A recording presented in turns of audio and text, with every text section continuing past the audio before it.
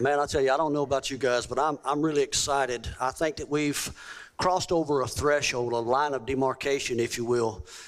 And it's an exciting venture that I believe is in front of us. And you need to understand something. You're not here by accident. It's not a coincidence that you're sitting here this afternoon in the sound of my voice, or listening via the internet, or perhaps listening to the recording of this particular teaching.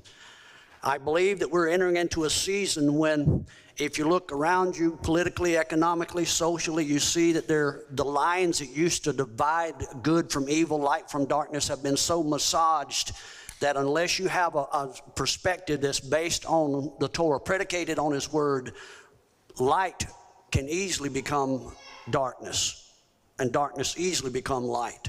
So much so that the things, the values that we once held dear to, now will get you in trouble for even making a political statement or any kind of a personal revelation regarding how you stand, where you stand on those issues. And because of that, the earth itself is groaning and travailing.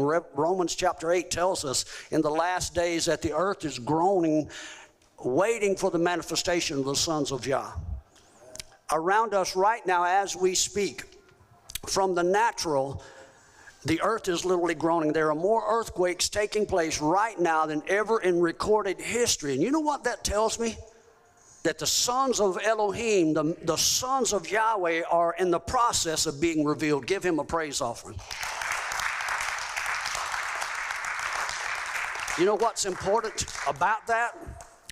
The reason it's important is because when the sons step in, they have to reach an age of maturation where they're capable of taking care of daddy's business. And that means that there's a lot of work that has yet to be done here on the earth to stand against the wiles of the enemy. And He's raised up a group of individuals, a generation who are going to stand in His place in the earth and challenge those that would come against Him. Does that mean that it won't be fraught with calamity? Absolutely not. We're going to see calamity. Calamity is on the horizon, right around the corner. You can stick your head in the sand like an ostrich and hope that it'll go away. I'm telling you, it is not going to go away. Okay? Hard times are coming. Devastation is on the horizon. Economic, political upheaval is coming like has never been known in the earth. And yet Yahweh has raised up a generation of people, and He's entrusted you with having a place of sanctuary so that those that are going to be scattered because of what is coming, the upheaval that is coming, that you'll have a place of sanctuary where you can minister to their needs. I want to be in a position to minister to people rather than have to be the one who goes through the ministering process, because when that happens, then I lose the one that He sends my way. Does that make sense to you? I'm convinced that He's going to hide us in His pavilion. I'm convinced that He has places of sanctuary for us. I believe that there are places in Him that we will be able to run to when things get difficult. And if you haven't already found that in your personal spiritual relationship with Him, then you won't be able to understand what I'm going to share with you this afternoon, because there are going to be some natural places, physical places that Father is going to prepare for His people in the days that are coming. Now, most of you have been looking at what we call eschatology or end-time prophecy through the traditional lens of Christianity. I'm telling you, a lot of that you need to just set aside. Not that everything was wrong, but there's so much that we misunderstood because we did not have a fundamental relationship or a foundation in the Torah, okay? Everything that you read in the New Testament needs to be measured against the Torah. If it's not, then you are taking things out of context and you're subject to delusion. And I'm telling you, there is a great delusion coming. Turn to your neighbor and tell them, don't be delusional. Okay?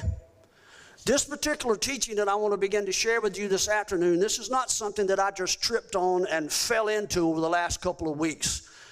As we speak, I've probably got 30 or 40 pages of notes regarding this, and I haven't even begun to scratch the surface. I've been working on this particular passage, this particular teaching for 8 years, and I could not get a release to begin to share it. It's only been within the last couple of weeks, actually a couple of months, I've been sharing with Pastor John, that Father began to speak to me about going back to these things and begin to open them up and he would begin to speak to me and allow me to hopefully unravel some of the mystery so that I could present it to you. What you do with it then is another matter, okay? I've spent hours looking at these enigmatic revelations, these hidden things, the mysteries that are deep within the verses that we're looking at. And I'm convinced that what you're going to see in this teaching today, Ezekiel, the book that Pastor was just talking about, is so misunderstood that I dare say no one has really approached it from a scholarly point of view to try and use it as a framework for end times. They'll take bits and pieces out of its context, and it's a compilation of about 13 to 15 different books. It's so misconstrued, it's so twisted, the dates inside of it. What you're going to see today, what I'll share with you this afternoon, is actually the end part of the book, but yet it's put in the beginning. I'm convinced that it's intentionally been mistranslated. And I tell you, Ezekiel was contemporary with Daniel. Daniel and Ezekiel and Ezra and Esther were all complicit in hiding the language. Zephaniah chapter 3 verse 9 tells us that he's going to restore that in the last days. And the reason that's being restored is so that you can see some of the things that you've looked at, these mysteries for generations, and not been able to fathom them. All of a sudden they're going to begin to be made plain in your sight. It's going to be like looking at something that had been in a fog or smoke, and all of a sudden the fog, the wind of the Spirit, the ruach's going to blow it away, and you're going to be able to see things at the proper time so that you can step into the place that he has for you as an individual and then collectively as a body. Okay? What I want to look at are some of the things that are some of the most divisive subjects in the Hebrew roots community. And this particular teaching is going to explode your foundation, your particular point of view. I do not, at this particular moment, I don't care what your position is regarding Yahweh's calendar. You can be a lunar Sabbatarian. You can keep a regular 7-day weekly Sabbath. You can keep a sidereal calendar. You can keep a solar calendar. You can keep a lunar year calendar. I'm here to tell you what you've been keeping up until this particular point is wrong. Look at me and catch my eyes. It has been wrong.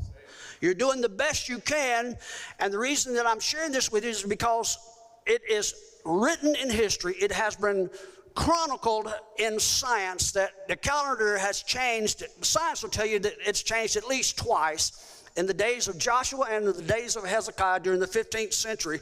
But I can prove to you from the scripture that it's changed at least, I found at least 4 different occasions, and it's about to change again. And so if Yahweh's going to change his calendar, I would submit to you that he's doing it for a reason.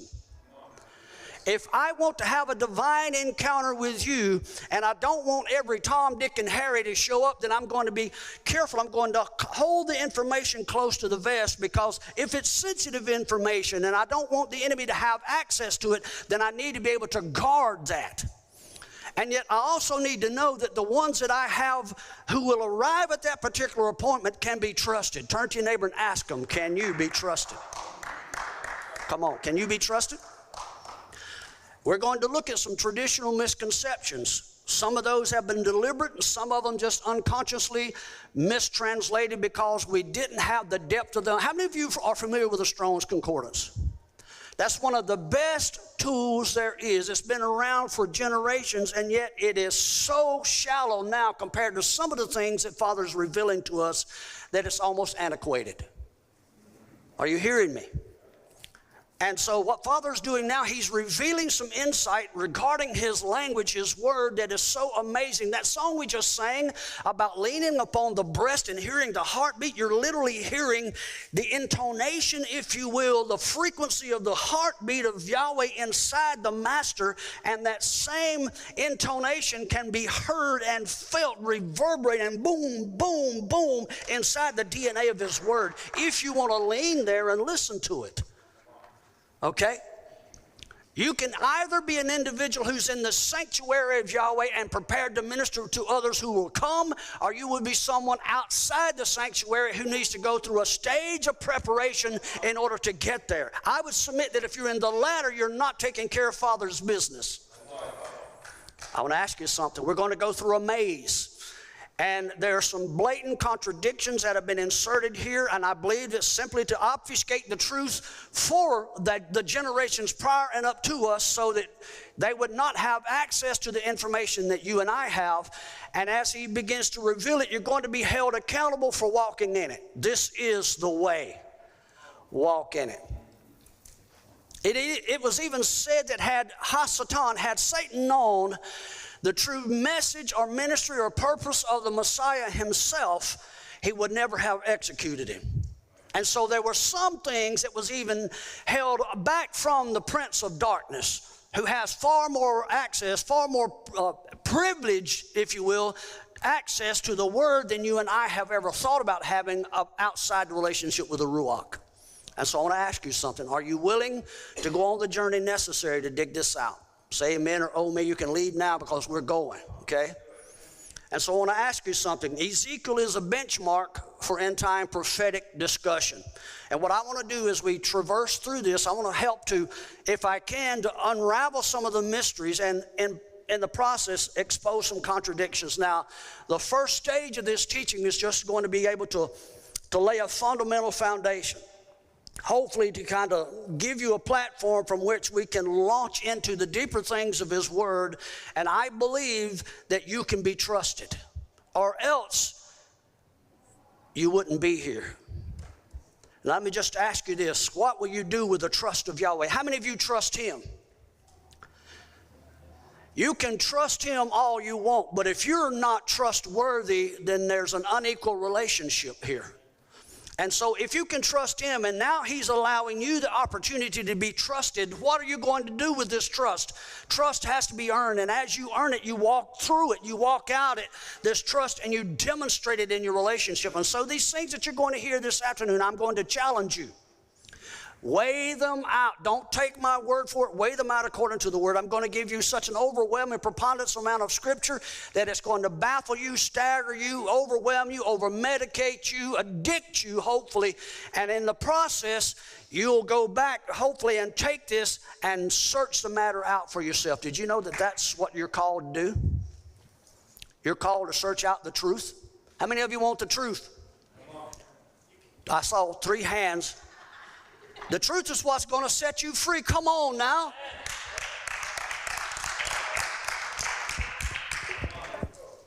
I am not a prophet, but by times I believe that there's a prophetical anointing that falls. And I'm telling you, difficult days are coming, folks. You've got a short window of opportunity to take advantage of it. Okay? The initial focus of the title, Ezekiel's wheel within the wheel. Say that with me. The wheel within the wheel. How many of you ever looked at this particular passage? The wheel within the wheel. I'm telling you, there's so much hidden here that you can't understand it. And yet, it's interesting because it's not just in Ezekiel. What you're going to see here this afternoon was just not alone in Ezekiel. If Ezekiel is so mystical and mysterious and so puzzling, and it takes you a mind that has the ability to cipher these things out. It's almost as if you've got to be a detective so that you can just go down below the surface and dig out the meat so that you can understand it. Well, this is not just in Ezekiel. What I'm going to show you this afternoon is in several places in the Old Testament and several places in the New Testament. We just never connected the dots. Okay?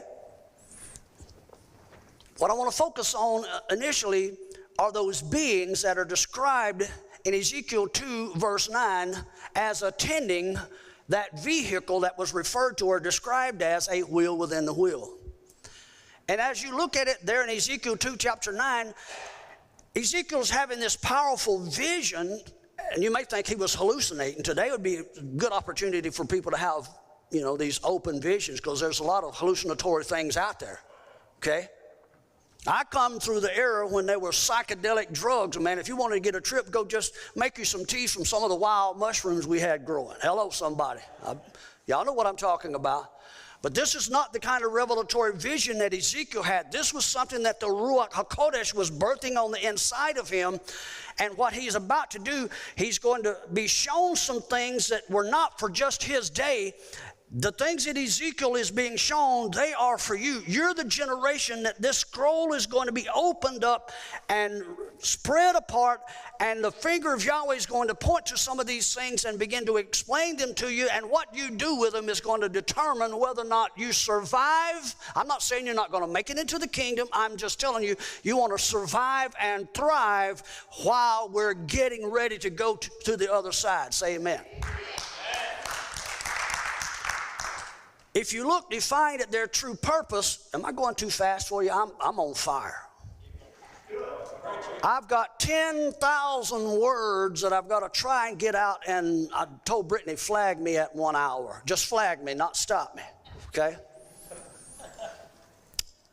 The true purpose of these beings are to deliver to the prophet. The King James English says a roll of a book. The Hebrew language says a Megillot Sefer. Say that with me. Megillot Sefer. It comes from a Hebrew word with the letter mem that's prefixed in front of it, which means from or out of, the origin or source, a womb. The root stem, the Gemel Lamed Hey, listen to this, means to reveal, to uncover, to expose, to go into exile, to go into captivity. Do you know that when something is exposed in your life, that you can either be set free or exiled into captivity? Did you know that Yahweh's word will either cause you to go into captivity, whether because you're disobedient, or be set free?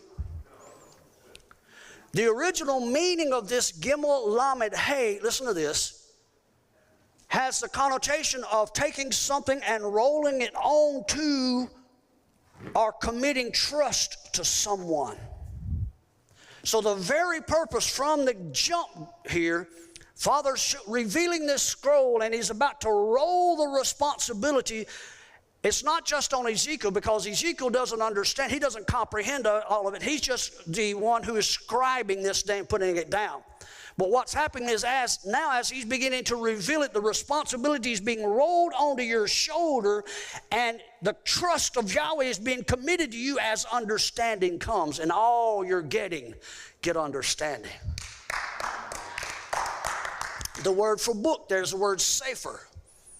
It's a letter of instruction, a document, a deed. Oh my goodness, your inheritance is on the way. Your inheritance is so commingled with the umbilical cord of the Holy Spirit to understanding what's written in this book, that if you can't comprehend what's written in this book, you're not going to access your inheritance. Well, I'll just be satisfied with where I'm at. Just give me a little cabin on the other side of glory. Just build my mansion. Listen to me, you're not going to heaven. Contrary to what you've been taught, you're going to be here on this earth, hopefully ruling and reigning with him. You might be in the barbecue section otherwise. It's an indictment. It's evidence. It's a scroll. It indicates to etch or score something with a mark. The individual letters, the Samek Pei Resh, listen to this. This blows my mind. It hints at supporting or sustaining something, as in sustaining a remnant. Where do you think the remnant is today? Scattered into the nations. Do you think that we're part of a remnant? Yes. It indicates also the remnant, which could have come from the seed of the rebellious house of Israel. So there's also part of those that can be trusted. And so it leads me to believe that Father's rolling his trust out onto the shoulders of those of the house of Israel that can be trusted. Ask your neighbor if they're trustworthy. You see how timid you were in asking that? You don't know them yourself.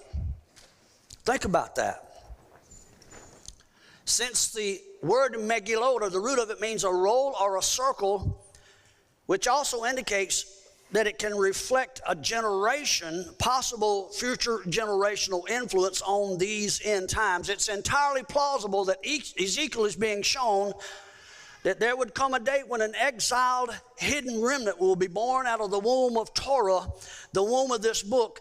And it also indicates that there's a letter of instruction and a title deed along with it, that'll be there for the remnant that will have access to this understanding. And along with that understanding and this information will come an X that will mark the spot, the location of where your inheritance will be, the divine appointments to show you where you should be when Father's pouring out His Spirit, and the places of protection and sanctuary that has for you as a people. Oh my goodness, we've got to get this. We have to grasp it. Immediately then, you can see that the purpose of this visit by these seraphim is to reveal the plan of Yahweh. I'm doing my best to slow down. To reveal the plan of Yahweh in rolling away the future captivity of His people. Notice the italicized words. Your captivity will not be rolled away if you cannot be trusted by Him. And what's happening is that there's a written plan that's being shown to Ezekiel, but there's a deeper meaning that's embedded in these words, these instructions, and it seems as if these plans, listen to me carefully, Ezekiel and what Ezekiel was shown in this vision proves that these plans were intended to be hidden for a season until the trusted ones arrive.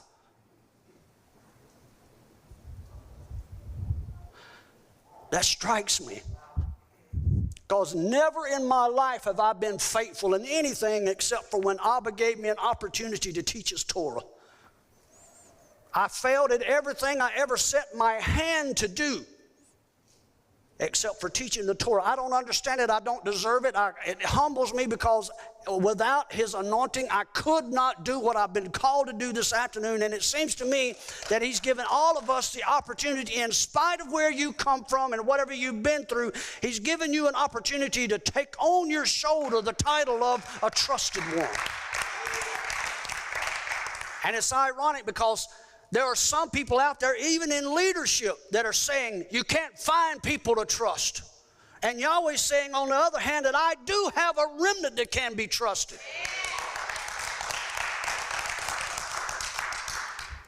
And these things are going to be revealed at a specific time frame. Listen to this. Listen to this.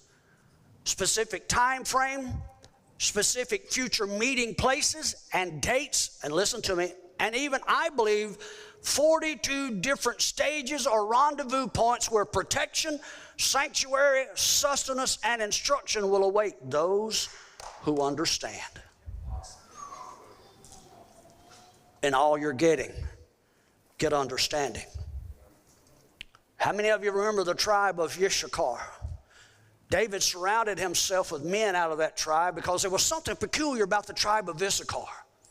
It was said of them that they had an understanding regarding the times so that they could share with the people what they should be doing. Do you hear what I just said? Do you know what Yeshua said to the Pharisees and Sadducees? He said, you can look out there and you can see red sky at night, sailors delight. Red sky in the morning, sailors take warning. You can look at it. That's what it says. The skies are lowering. Go back and look at it in the King James. He said, you can read those signs, but you can't even read the seasons that Father's revealing to you that's taking place right now.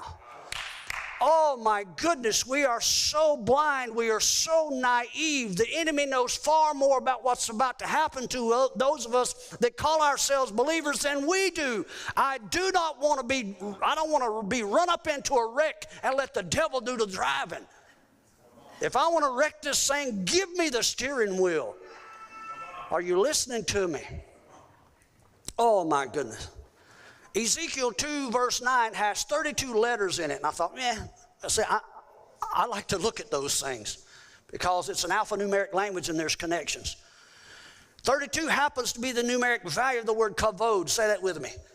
Kavod. You can see that prominently in Proverbs 25:2. Listen to this, because I'm about to serve you an indictment. Okay? How many of you know what an indictment is? Okay?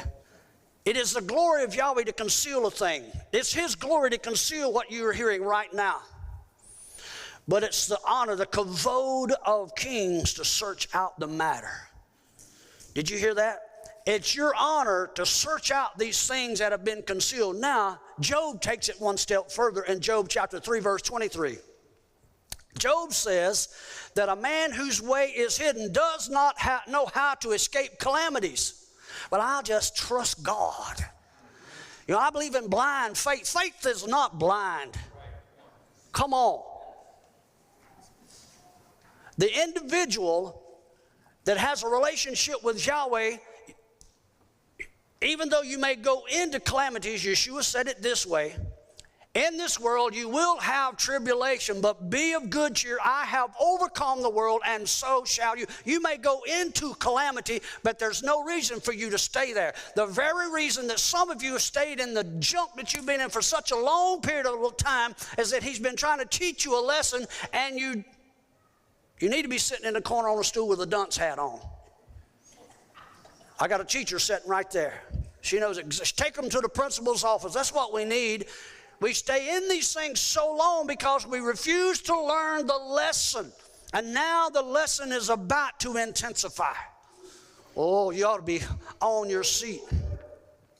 Let everything be judged in the mouth of at least 2 witnesses. I believe that these living beings that Ezekiel's seeing in this vision that are attending this wheel within the wheel are here to confirm, affirm the book.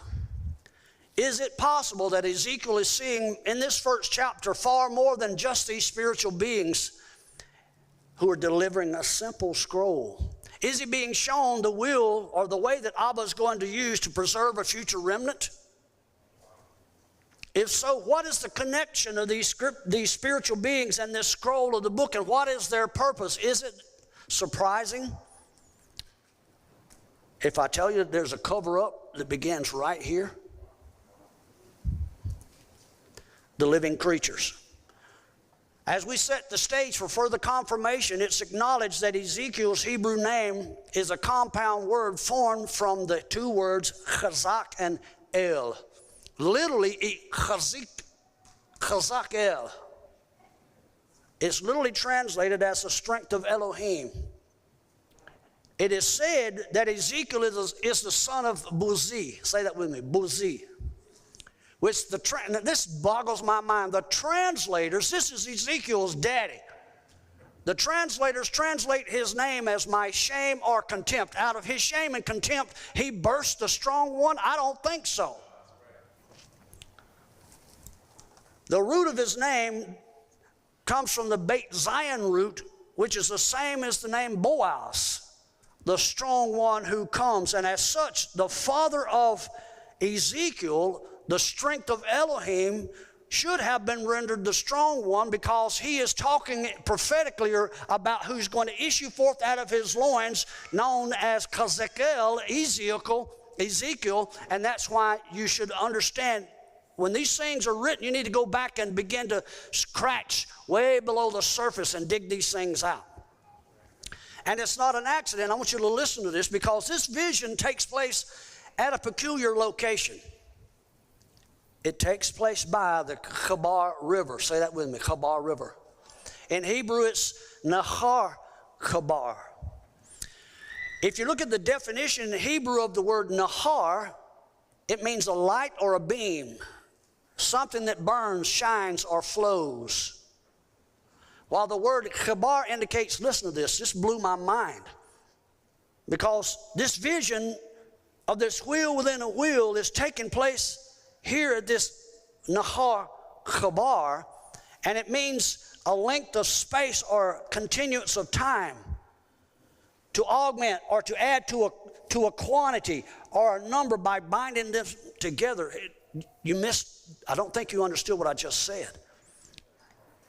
Actually, what's taking place right here is it seems as if there's a collection of dates being assembled into a calendar by these messengers, these Melachim of Yahweh, and this calendar is being revealed to the strong one who comes. Well, why would we need to know Yahweh's appointments? Now, I understand it's being given to Ezekiel, but this message is for you, this generation that's being raised up. Don't you think you need to know what Yahweh's calendar is? So that if there's an opportunity to be there when he shows up, that you'd like to be there? Hello? The word kibar can indicate in an adverbial form already, in the sense of future events deriving from ancient patterns long established. So there's something that's happening here in this vision that has already been established long ago, and yet it has a future import indicating that what's about to take place in the future has already happened and been predetermined long ago. Now that's kind of makes you scratch your head when you hear that. But it's interesting, if you take and rearrange the letters of Kibar, you get the word Bakor, which is a Hebrew word for firstborn. And so it sounds as if, listen to me carefully, I know I'm going to step out on a limb. It sounds as if what is happening right here is that time has been suspended by the appearance of these Melachim, and Ezekiel is in what we would refer to as a time warp or a black hole. Time has been suspended, and these living creatures are now either they're in the same dimension as Ezekiel, or they brought Ezekiel into the same dimension where they are, where time stops. Time was created for man, okay? Because man was at one time not limited by this physical body, and man could just think something and be there. Are you listening to me? Well, I don't know if that just sounds like something otherworldly. I don't know if that's, science fiction. I don't know if I understand it. Go back and look in Ezekiel 3:14, and it seems if you read that, Ezekiel is literally picked up physically and translated by these living creatures, and he's brought to a group of people who are in captivity, and he brings a specific message to them. And Ezekiel states that he himself sits there literally dumbfounded for 7 days, and he's surrounded by people who are also looking at what's happened, and they're dumbfounded for 7 days. If you're sitting by a river, and you're sitting there doing like the Cole Haynes used to do on Hee Haw, gloom, despair, and agony on me, deep and dark depression, excessive misery. If I had luck at all, I'd have nothing but bad luck.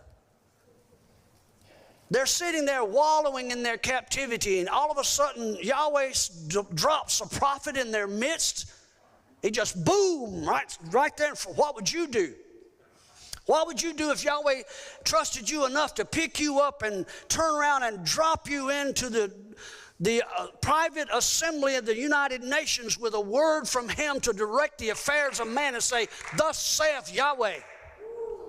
Or what would you do if Yahweh was to pick you up and set you in the meeting with the governor at the state capitol and say, "Yahweh is telling you, if you don't turn, this is what's about to happen"? I don't know if I believe that. Well, your belief system is limited because you don't believe your God's big enough to do for you what Ezekiel is going through here. What was the purpose of these beings? Do you think maybe that they were to expose a dimensional portal or a gateway? Do you think maybe that they were involved in some kind of time travel? The Bible's so boring. It's just so boring. Well, I got news for you. Enoch found a portal. Moshe found a portal. Elisha found a portal. Yeshua found a portal. Paul found the portal. Philip the evangelist found a portal. Every one of those individuals were in a certain location, picked up and translated for a season into another place, and it was witnessed and documented. That's way more than two. And we can't believe Yahweh to move us into a time when we're going to be trusted by him to be allowed to move into a place of sanctuary at his will and discretion and direction. How do you think that if the days of calamity are heading your direction, how do you think you're going to be able to survive unless Yahweh opens up a doorway for that to happen? Hello, have you ever thought about it? Am I the only one that's ever wondered, what are we going to do? You just were afraid to take the medication.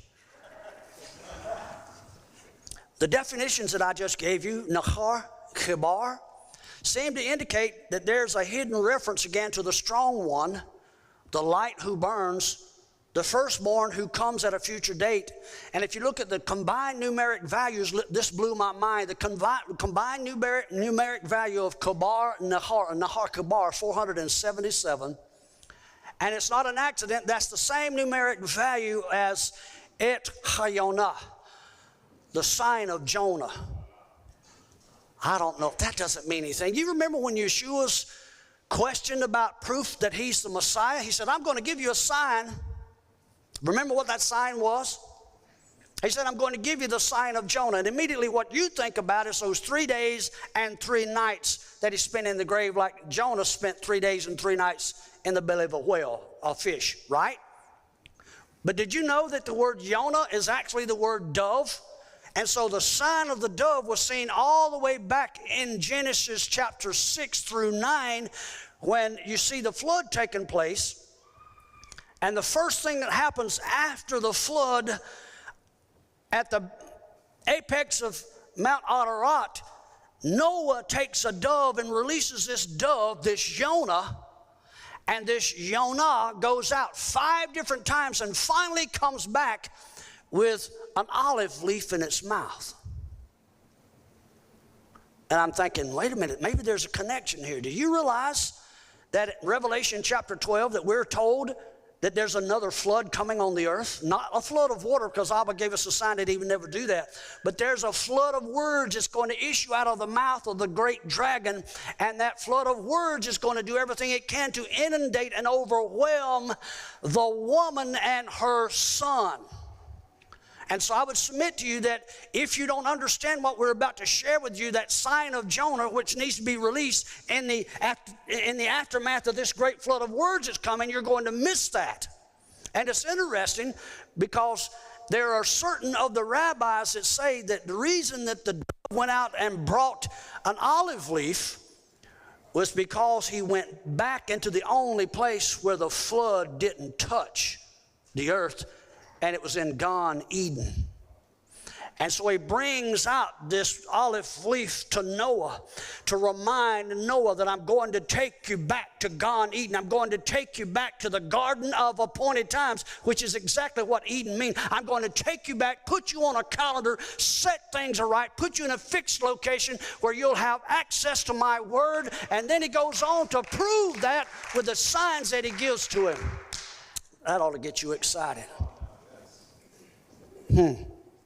It seems to me then that this is a prophetic picture of a future redemption and restoration of Israel as the firstborn of Yahweh, and possibly even more incredibly, the timing for this event. You believe you're part of the firstborn of Yahweh. You believe you're part of that remnant. Let's look at these living creatures. Can we do that? Yes. They're vividly described as having stunning features. How many of you have ever looked at these living creatures? If you read what it says in the King James English, it says that they've got 4 faces and multitudes of wings. And it leads you to believe that there's some monstrous entity. But I can prove to you that they've been revealed in several of the places, and the translation here in Ezekiel is wrong, okay? They're described as having the face of a man, lion, ox, and an eagle.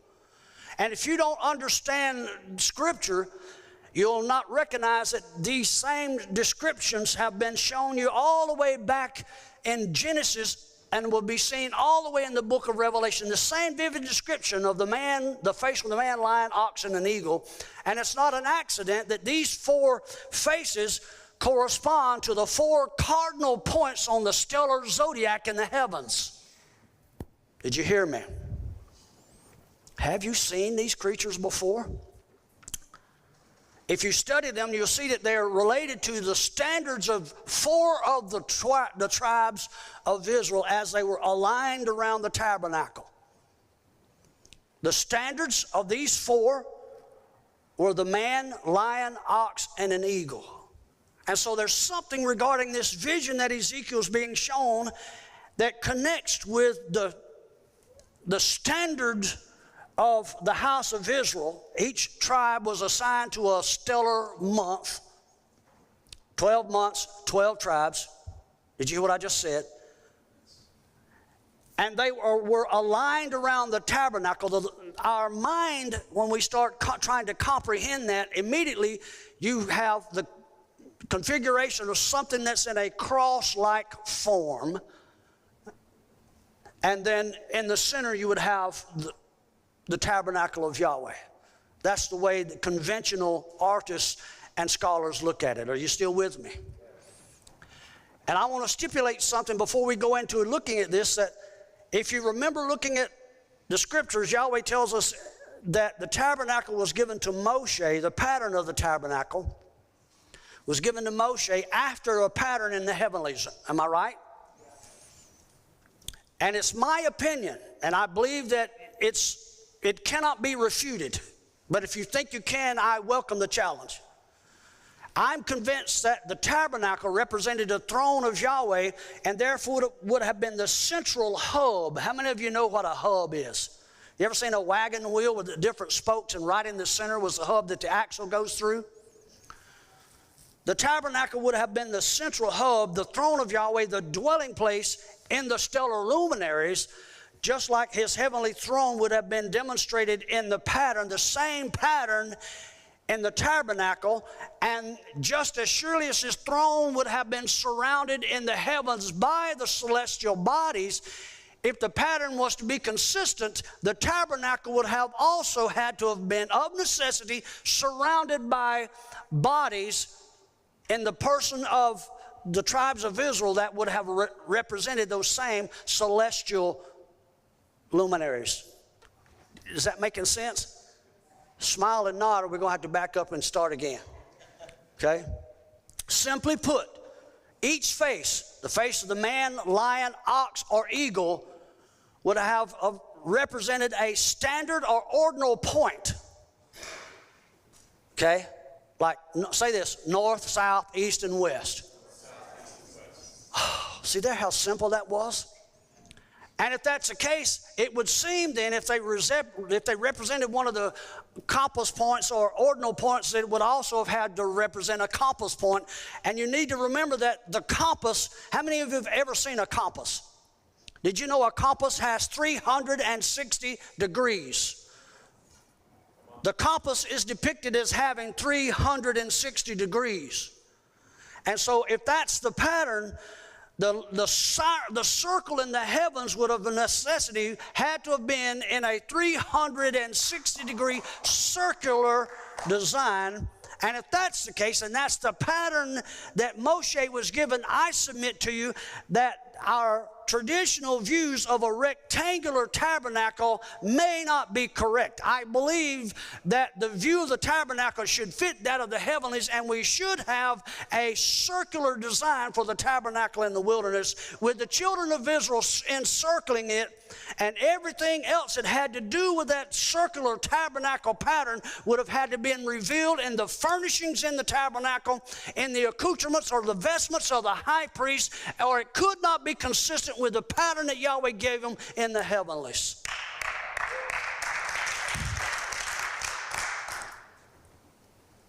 How many have ever thought about that before?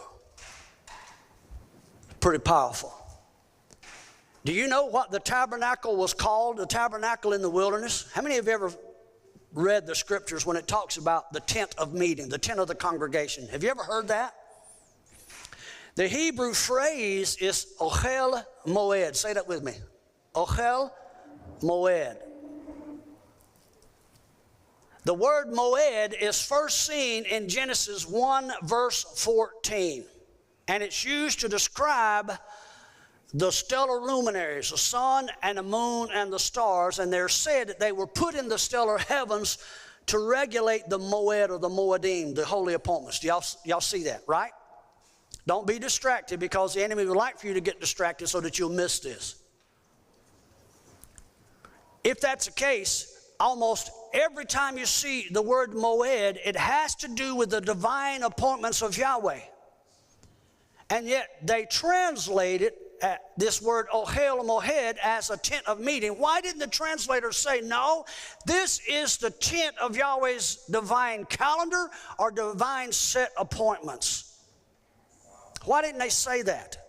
That's the way it is consistently translated. And if they had translated as the tent of Yahweh's divine calendar, and it wasn't a 360-degree design, then every day would have fit a 360-degree year, one day being a degree, and it would have been cyclical, and everything that would have happened when they went into the tabernacle with an opening for the fire of Yahweh to shine on it, or the pillar of cloud to rest upon it. Every time that the sun would move, Moshe would know exactly what time it was. He would know exactly where they were in the children in the wilderness, because it would have been a divine compass. They could have never gotten lost. How many of you know where you're at? How many of you know where you're going?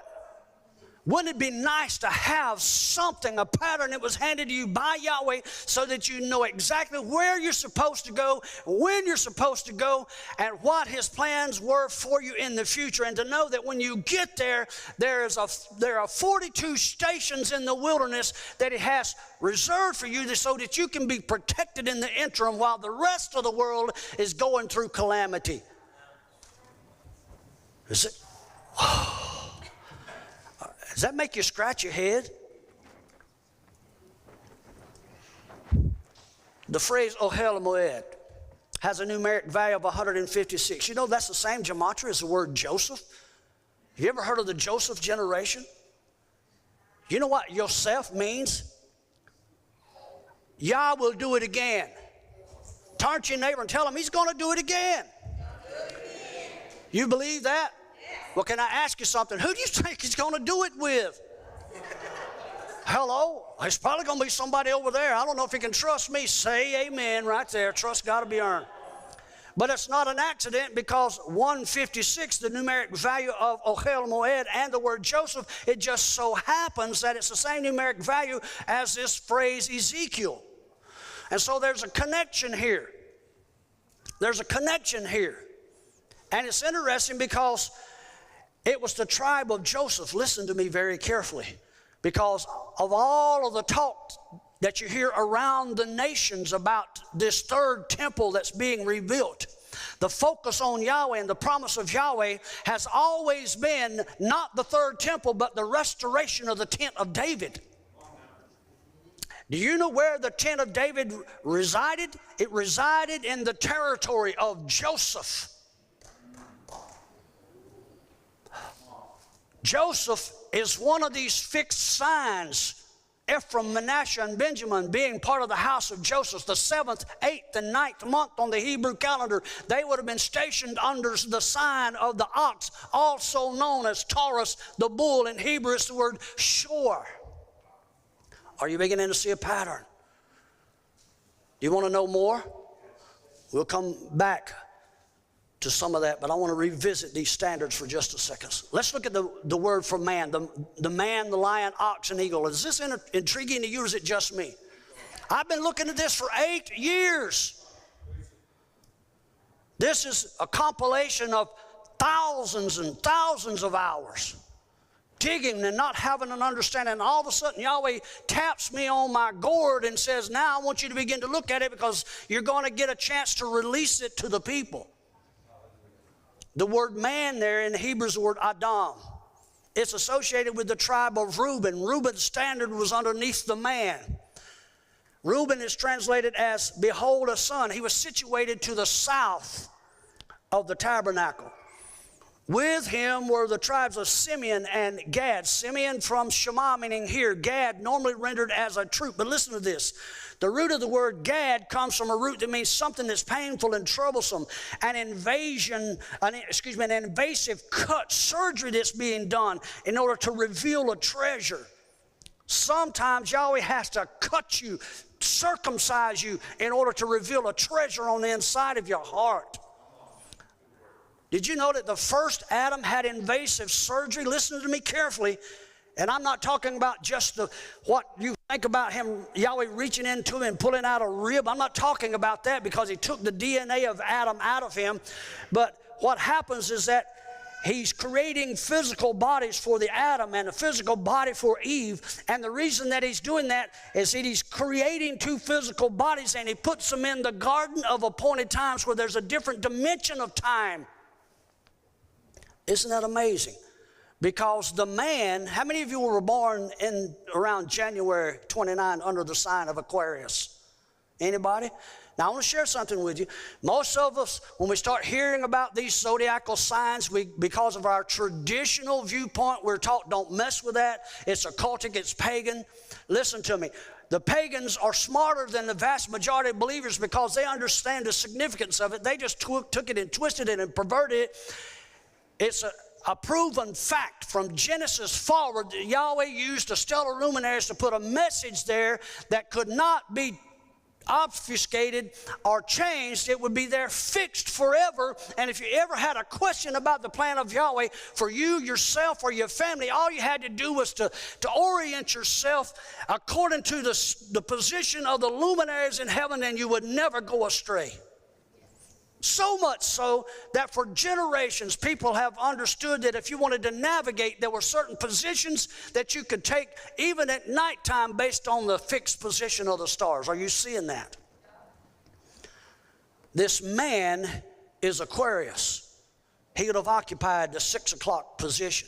I don't know if that really means something. How many of you remember when Yeshua is about to celebrate Passover, and his disciples come to him and say, hey, where are we going to have the party? Where are we going to have Passover? We're going to celebrate it. Remember? And he says, what I want you to do, I want you to go towards town, and I want you to watch for a man bearing a pitcher of water. And you've heard people say, well, it's kind of an oddity because the women bore the water. No, it's an oddity because this man bearing a pitcher of water was the sign of Aquarius. And he sends his Talmudim, who are the two fishes, the house of Pisces, and they're going to prepare for the Passover, which would have been the sign of Aries, the lamb. It's the same progression that you see in the solar or luminaries, the zodiacal luminaries that you see in the heavens. And Yeshua's pointing to that, and he's trying to realign the stellar calendar and the clock for us right there. Are you listening to me? I don't know if I believe that. Honestly, I don't care if you do or not. I want you to wait until you hear the information before you make a decision. Let's look at the lion. Strong's number 738 is from the word Ari, belonging to the tribe of Yehuda. It's oriented to the east. The word here is rendered lion, but the root stem hints at a violent plucking or a gathering. What other tribe has been violently plucked and yet violently gathered? Yehuda. It's also cognate with words that indicate a flaming altar or a holocaust. What other tribe has went through the kind of a holocaust type experience like the house of Judah? This is strictly an accident, right? Yehuda means praise, but it also indicates to cast something, to stand in front of and make your declaration. I will praise him.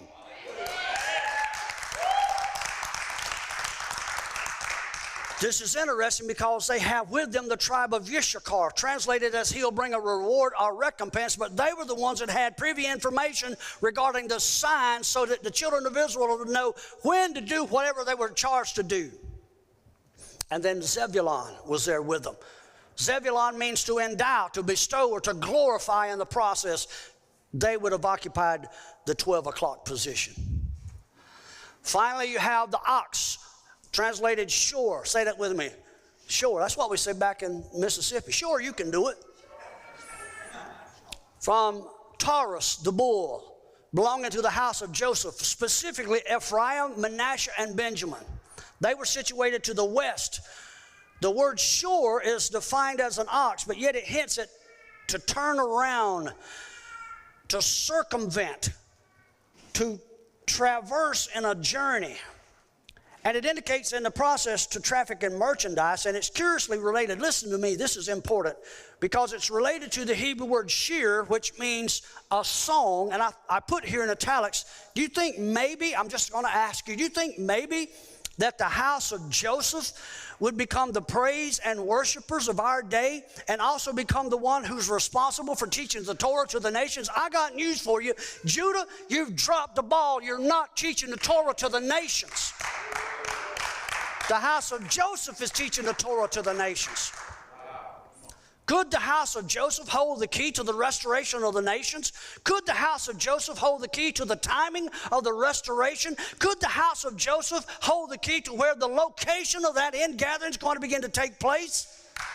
You know what Zephaniah chapter 3 verse 17 says? It says, Yahweh will joy over you with singing, and the Hebrew word for joy there is gil. It means to encircle you. He will literally dance around you. I submit, if that's the pattern in the heavenlies, that's the patterns in the earth. Hallelujah. We need to get this thing right if we want to expect to go right. Final sign of that four ordinal compass point group: man, lion, ox, and now the eagle. The word eagle here is translated nisher. It's interesting because it's not always, in fact, more times than not, it's actually translated as a vulture rather than an eagle. It means to lacerate, to bite, to rip and tear. It was oriented to the north. The wider extent of this word indicates, like I said, a vulture instead of an eagle. And it's actually kind of curious because this sign, the sign of the eagle, is associated with the tribe of Dan, Asher, and Naphtali, which would have been the 10th, 11th, and 12th months. The dark months of the calendar. They're associated, oriented to the north. And I thought, isn't that interesting? Because Drago, the dragon, Revelation chapter 12 says that he will draw 1/3 of the stars with him. How many have ever heard that? And you thought that that's just kind of a fig Newton of your imagination, that Yahweh just kind of sticks those kind of things in there. If you go back and look at the way that the constellations are aligned, the constellational sign of Drago, his tail literally entwines 1/3 of the stars from polar north down. And he entwines these 3 months known. Even the ancients understood that the dark months, the winter months, they were the season of darkness. It's interesting because if you look at the word Dan, it means to judge. Here's interesting. Dan also had a peculiar sign. Dan his standard or emblem was kind of twofold. It would either be the serpent or the lion. I thought, isn't that interesting? Because when you go back and look in the book of Revelation and in Chronicles, Dan's not mentioned there in the list of those that will be gathered in the end days. And some say, I'm going to throw it out, some say that from the tribe of Dan will come the Anti-Mashiach. And I thought, isn't that interesting? Because you have the serpent king rather than the lion king. You have one who is a usurper. You have one who is a counterfeit, one who is an archetype. Can you see that? Then you have Asher. It's normally, that name's translated as happy, but it means to go straight. And as you go straight, it indicates that you're about to set something right. Are you hearing me? That's what we've been called to do. And then finally, you see the tribe of Naphtali. That name comes from a root that means patal, which is usually translated as wrestling. But it comes from a root that means, listen to this carefully, to intentionally twist and to be cunning and crafty in your twisting.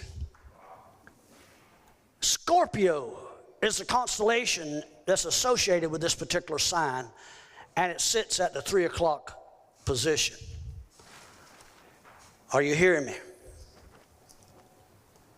Is it possible, because of what we read with those definitions of those names in the sign of the Scorpio or the eagle, that there's an inference through their names that at a future day, that the specific times or the faces of Yahweh's eternal clock is going to be cunningly twisted? And though once judged is correct, Yahweh is sending a remnant who's going to set the thing straight. How many of you have ever had to go and adjust the hands of a clock? How many of you have, you're almost connected to your cell phone and you're looking constantly at what time is it? What's the time? And there's never been a generation like the generation that lives right now. We have every device at our disposal to give us more time. We have microwave devices that's supposed to shorten up cooking time.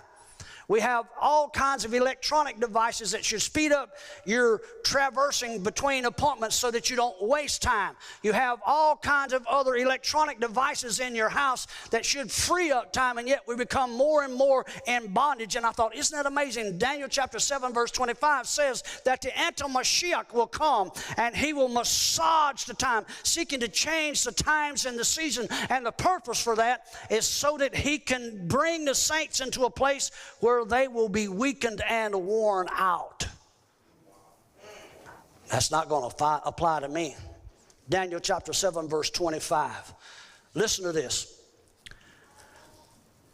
The Aramaic word that's used there when it says that the anti-Messiah will think to change times and laws, it's actually mentioned twice, times and times. It comes from the Hebrew word Eden, ayin dalet noon, and it's recorded as time here. Listen to me. But it also comes from a root, Strong's number 5708, the word Edah. And that word Edah is connected to the monthly menstrual cycle or appointed time of the female. How many of you ladies know that there's an appointed time on a monthly cycle when you need to be careful where you're at and careful what you're doing? And how many of you men know that when that appointed time comes, you need to be careful where you're at and careful what you're doing? Say amen or oh me, it's the truth. Isn't it amazing that when the enemy is talking about changing the times, there's something related to the monthly menstrual cycle? Do you realize the ayin vav dalet root indicates to duplicate, to repeat, to testify, to turn, to return, to turn something back? And so literally what's happening here, I got 1 minute, my hour's done.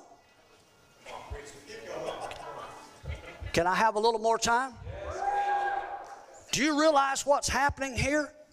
Do you realize that the enemy's talking about adjusting the clock? Let me just share something with you. It is an established fact that before the institution of these lights here, these counterfeit lights, that the gestational cycle, the menstrual cycles of the female were regulated by the position of the sun and the moon, that in specific locales when the ladies were gathered together, that all the ladies' cycle would be regulated, and they had tents that were set apart, domiciles that were set aside for them, and they would go into those protected places, they would go into those holy places, and they would spend that 7-day cycle contemplating the fact that there was inside them the demonstration of the death, burial, and resurrection of the Messiah taking place in their life, and the husband should be able to submit to that and say, oh my God, there's a cycle of life that my lovely bride is going through. I need to have respect there. I don't need to intrude into a place that's holy. But did you realize that the man, lion, ox, and eagle is set on the calendar, and it's at exact the same time that the gestational cycle, the ovulational cycle of the woman would be taking place? I can prove it to you. That ought to blow your mind. It don't take much, but it should. That ayin dalet root for Eden is the same as the word for Eden, the garden of appointed times. The location of the first tabernacle or dwelling place of Yahweh. Listen to me. It was in Eden where the first menstrual flow occurred. An indicator of the death of the seed and the renewal of life. The very purpose of the shadow pictures depicted by these living creatures and their 4 cardinal points reflect the menstrual and ovulational cycles of the female, the bride. And I have to ask you a question. If that's what's happening, do you think maybe that at some point in time that there's a foreboding potential for these signs to tell us that if we don't get the calendar right, that we will be exiled outside the Garden of Eden again, outside the Garden of appointed times? But if we get the signs right, if we understand the ovulational or menstrual cycle, gestational cycle of Yahweh's calendar, that we can be back in the Garden of appointed times, back in the place of intimacy, ready to receive the seed of Yahweh's word and duplicate it in the earth. Ooh, it ought to. It ought to. Say amen. Y'all have had enough of the alignment. We'll look at it. a little more later. Are these familiar faces? Man, lion, ox, are they familiar to you? By the way, if you look at what the King James English and so many others, you can go back and look at some artist rendering and it's just mind-staggering. But I can prove to you that these same beings that are depicted here by Ezekiel, that they were actually inside the temple and the tabernacle of Yahweh. Pictures of them were there. This is not a description of a new set of beings. It's actually a class of beings called the seraphim, and you can see it in Revelation 4, verse 7 and 8, and in Isaiah 6, verse 2. And they each describe them differently than what is translated in King James English. In Ezekiel, they're described as having 4 faces. But in Revelation and in Isaiah, they're described as each having a face and 6 wings. Isn't that odd? Do you think that maybe there's a subtle attempt here in Ezekiel to convolute some of the things that are here in order to hide it for a season? Are you hearing me? Let me read to you what it says. I'll back up. Ezekiel 1, verses 6 and 11, it talks about, and everyone had 4 faces, and everyone had 4 wings. Thus were their faces, and their wings were stretched upward. 2 wings of every one were joined one to another, and 2 covered their bodies. The Hebrew rendering is ve'arba'a panim le'achat ve'arba'a kanafim le'achat lacham. And if you translate it properly, it should read, and each of the 4 had a face, and each of the 4 had wings. Panim is the plural word, yet it's translated both face and faces. And so context should have helped the translators, but they were not consistent here. Panim is generally translated as face, but it also comes from a root that means to turn, as in evening turns to morning. It's indicating a cycle. And everybody in the Hebrew roots movement will say, you know, Hebrew and our history and our culture and our language is cyclical, while English is linear. You ever heard that? And yet they don't connect the dots here. It indicates a passage of time. The 2-letter root, the pay, noon, pon, indicates a corner, an angle. And this is where it gets interesting. Can you hold on a little while? An angle is when there's a carpenter right there. He knows the difference between a right angle at 90 degrees, a 45-degree angle, 22-degree angle, which is half, or 22 and a half, which is half of 45. You have to know those kind of things if you're going to circumscribe whatever it is you're cutting to make it fit. An angle is simply 2 lines that when they converge together, these 2 lines here converge right here. Are you hearing me? The same with these faces. Those that are attending this wheel within the wheel, this hub, their faces point towards the hub. And the hub is the center point where the angles that are depicted from these faces being drawn would converge. Does that make sense? The 4 faces describe, each one of them describe a 90-degree angle. What is 4 times 90? Excuse me. Somebody help me with the math. 4 times 90? 360. Isn't that odd? You have 4 angles, 4 90-degree right angles form a circle. 12 and 3, 3 and 6, 6 and 9, 9 and 12. Can you see that? Each one of those 90-degree angles extend outward to the edge of a 360-degree circle, just like the face of a clock. It's in the front of you. Right there's a clock face, 12, 3, 6, and 9. If you divide it up into 90-degree angles, you got 4. 4 times 9 is 36. Can you see that? It's interesting because you have the numbers 3, 6, and 9 interspersed throughout the calendar of Yahweh, and these 3, 6, 9 numerals are said to be the key to life. And if you understand the 3, 6, and 9s, everything literally to do with the timekeeping of Yahweh. You have an hour divided into 60 minutes. You have a 60 second, an hour divided into 60 minutes, a minute divided into 60 seconds. Are you seeing that? You have a month divided into 30 days according to Yahweh's way of reckoning. And by the way, when Yahweh changes the calendar, it's going to go back to a 360-day calendar to match. I'm telling you, it's going to match the construction of the cyclical tabernacle. And the purpose for matching the construction of a cyclical tabernacle is so that we can be back on the timepiece of Yahweh. Are you hearing me? I don't know if I believe it. Hold on. Reserve judgment. These numbers are connected to the ancient solfeggio musical frequencies that heal, deliver, set free. Isn't that amazing? How many of you would like to be at the right place at the right time to receive healing? How many of you would like to be in the right place at the right time for the hand of Yahweh to drop a financial blessing on it? Put you in a place, if you're here at the right time, somebody will be there with money in their hand to bless your socks off. Now, some of you have never had your socks blessed off. I've had mine knocked off because it was just, my mouth would stand this agape like a 4-year-old gopher hole, and I'd be, how in the world is Yahweh going to do this? And all of a sudden, he would send somebody my way to drop something in my life that would change us at the moment it was needed. These are divine appointments. You need to be at the place that he wants you. 12 tribes, 12 months, or 30 days, 360-day calendar, or solar processional. The length in the years for the zodiacal procession is 2,160 years. 2,160 divided by 360 is 6. Man's tenure on earth is approximately 6,000 years.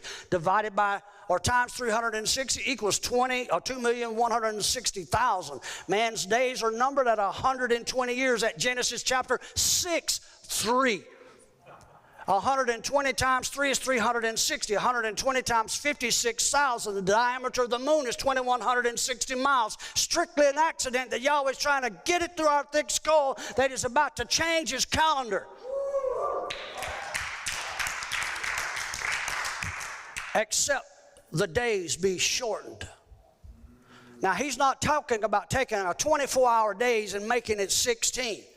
He's talking about taking a currently 365-point-something year and bringing it back to a 360-day year. And when that happens, it will take the cycle of the moon, which currently sits at 29-point-something other, and bring that back to a 30-day year. So you have 30-day months with a 360-day year. The regulation of the cycles of Yahweh will be such that everybody on the face of the earth will start arguing over who's going to celebrate the festivals at what time.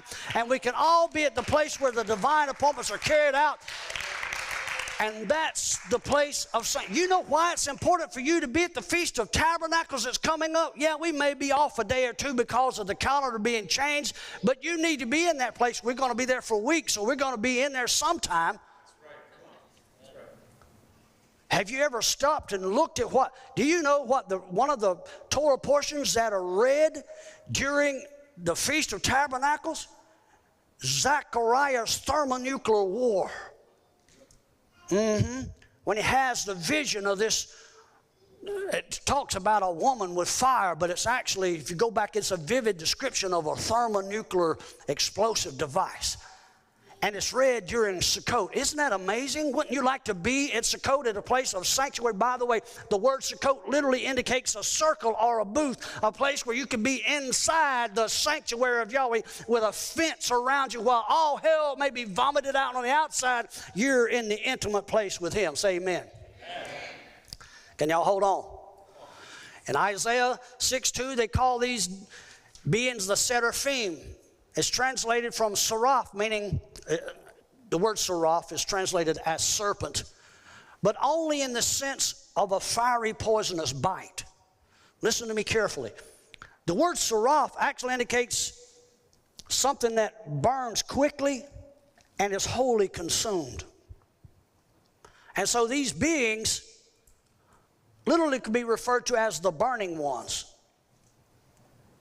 And isn't it plausible that if they are a fixture on the 4 compass points of Yahweh's pattern in the heavens, that they could literally be a blazoning lantern or a light fixture so that it would illuminate the direction or call attention to the specifics, not only of their location, but where you should be at a given point of time. And it's not an accident. These burning lamps that these 4 seraphim represent, guess where they're seen? All the way back in Genesis chapter 15. Verse 5, how many of you remember that? When Abraham is having an argument with Yahweh, you know, you promised me a seed. How many of you remember that? You promised me an heir, and I don't have one. All I got is old Eliezer here, and you promised. And Yahweh said, whoa. Take him outside, shows him the stars, and he says, count the stars. I know what you're thinking. Well, if he counts all that, he's going to have a lot of children. No, the word for count there is the word safar. It literally means to take a reckon and read what's written up there, and that's depicting what's going to happen with your children. The message is up there, but I'm going to share something with you. Abraham was not arguing with Yahweh.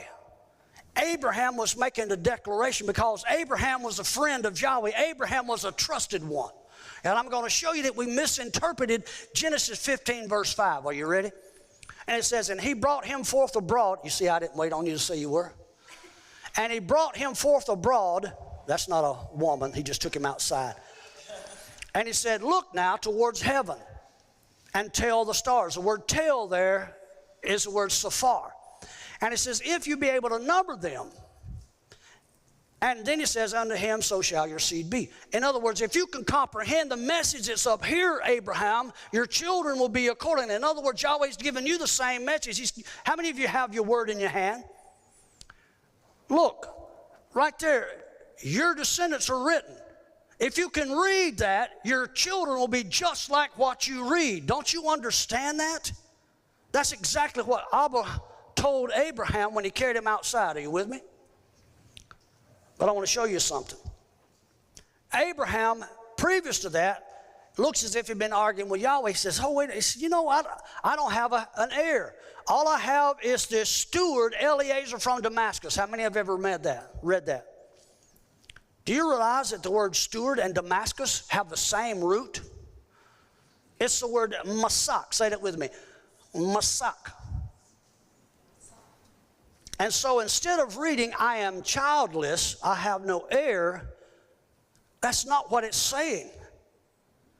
He's literally saying, I am childless, and the masak, the son of possession, the heir of my house is, El is my help, Eliezer. El is my help of Damascus, the heir of my throne. Let me read it to you. He is telling Yahweh what the prophecy that Yahweh had given him earlier had said. He says, Yahweh, I am currently without a physical heir, but you promised that the son of possession, the heir of my house, would come from Eliezer, who is the heir of my house.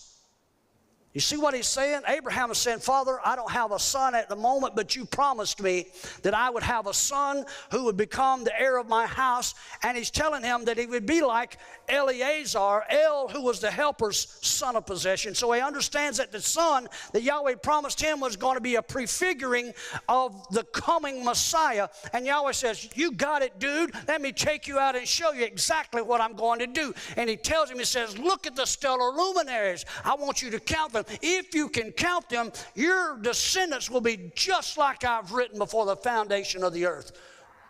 Yahweh's telling you the same thing. If you can believe what's written, let me just take you outside. What you should do this evening, once it gets dark, you should go outside and should look at the stellar luminaries. You can't read the message right now because you haven't been spending time understanding it. But the message hasn't changed. You should walk out tonight and look at the stellar luminaries and you should say, Father, the plan of salvation and redemption for my house has been written by the fixed hand of Yahweh. You know something?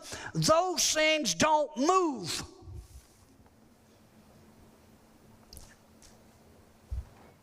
They don't change. The rest of the planets move through a cycle. Are you hearing what I'm saying? Yahweh's word is immutable. It does not change. How many of you want to see what needs to happen for your family to take place? It's not an accident that in this same chapter, Abraham offers a sacrifice. Abraham's not capable of walking through the sacrifice, and so who walks through? Smoking furnace and the burning lamp. The burning lamp, just like the blazing, burning furnace and lamp that we were seeing attending the vehicle of Yahweh, walks between the pieces. And it's interesting because that same burning lamp seen here in Ezekiel chapter 1 verse 13 always shows up when Yahweh's about to form a house. Mount Sinai, when the mountain was on fire and there were thundering and lightnings. Go back and look. It's the same word for burning lamp. The burning lamp was on the Mount Sinai ready to build a house. The burning lamp is seen here in Ezekiel. The burning lamp is seen in Isaiah chapter 6. The burning lamp is seen in Revelation. And every time he shows up, his purpose is to build his house.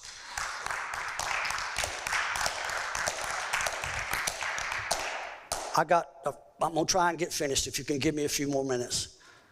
The word Shin Pei Resh, the letter Shin Pei Resh, Seraph, when rearranged, they actually give us the root of the two midwives, one of the two midwives that attended the children of Israel when Pharaoh wanted all the children killed, Shiphrah and Puah.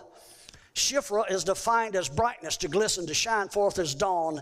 She was one of the midwives there in Exodus chapter 1, 15 through 22. This is interesting. It was said of Shiphrah and Puah. Puah is translated as a splendid mouth, one whose speech is splendid. And because of their faithfulness in bringing forth the sons of Israel with their bright, shining speech, Yahweh promised that he would make them houses. And he wasn't just talking about, I'm going to go out now because you've been faithful. They already had a house.